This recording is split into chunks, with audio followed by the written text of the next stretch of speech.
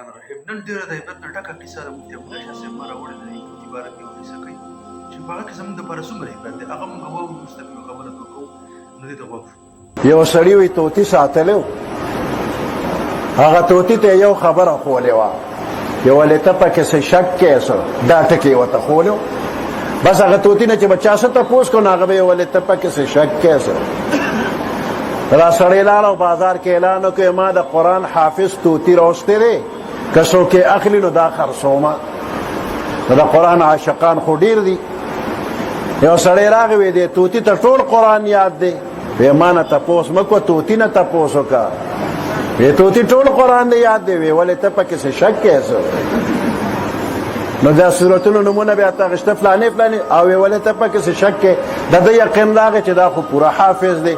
چې هغه سړي څو پیسې غوښتې نو هغه یې وله ورکړې، طوطي واخېسته. کور ته لاړ او خپل خپلوان یاران دوستان یې راجمع کړه، ما د قرآن حافظ طوطي راوستی دی. ټول خلک راجمع شو او دې طوطي ته وایي چې زما دا خپل خپلوان راغلي دي، ته به لږ قرآن واورئ. ویې ولې ته پکې څه شک کوې څه. شاباس ته خو ښې وې واورئ ورته. سورت یاسین ورته شروع کړې، ولې ته پکې څه شک کوې. فلاني صورت شروع کړه، ولې ته چې دا ډېرې وي نو دې ورته اخر کې طوطي زه خو جوړې غرق شومه. ویې ولې ته پکې څه شک کوې څه. نو چې د دې قرآن نظام راوستو لپاره نه یو کېږي نو بیا په غر کېدو پرو کېدو کې څه شک کوې څه. د دې قرآن دپاره به یو کېږو به که نه. د قرآن نظام راوستو دپاره به یو کېږو که نه. بیا تاسو د مفتي صاحب دا بهترین بیان واورېدو چې د طوطي قصه وکړه او طوطي چې کوم دی واغستی شو او طوطي چې کوم تا ته قرآن یاد دی وایي او هغه څومره ریټ هغه ټول یې پرې ورکړو. وایي طوطي جوړې غرق شو. په اخر کې خبره تاسو واورېده که نه. وایي ته پکې څه شک کې. نو دغه شان چې کوم دی مفتي صاحب دا خبره وفرمایله چې د قرآن نظام ته موږ یو کېږو، که یو نه شو نو بیا ورکېږو او غرق کېږو. ګورئ نو دې د وجې نه چې کوم دی دا قرآن څنګه کتاب دی، داسې یو زبردسته کتاب دی. د دې متعلق مسلم شریف کې یو حدیث واورئ چې عمر فاروق رضی الله تعالی عنه دغه روایت دی. نبي علیه الصلاة والسلام فرمایي، روایت داسې دی، اوږد سند دی، خو واورئ.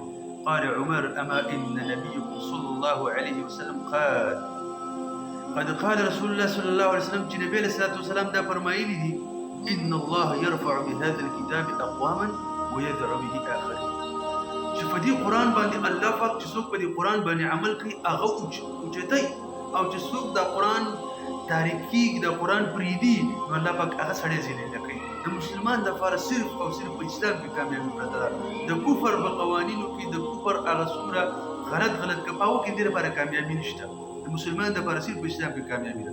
علامه اقبال په دې الفاظو سره دا خبره کوي. خپل شعر یو شعر ذکر کوي، د عبرت نه ډک شعر دی. د دې حدیث متعلق ګورئ. وہ زمانے میں معزز تھے مسلمان ہو کر اور تم خوار ہوئے تارک قرآن ہو کر. په دې باندې تاسو ډېر ښه پوهېږئ چې کم خلک معزز شو، کم خلک کامیاب شو. تاسو ولیده صحابه کرام کامیاب شو، قرآن یوه نمونه وه. او وایي تاسو چې ذلیل او خوار شئ نو قرآن هم پرېښودو. الله پاک دې موږ تاسو ټول مسلمانانو ته په قرآن باندې عمل کولو توفیق راکړي.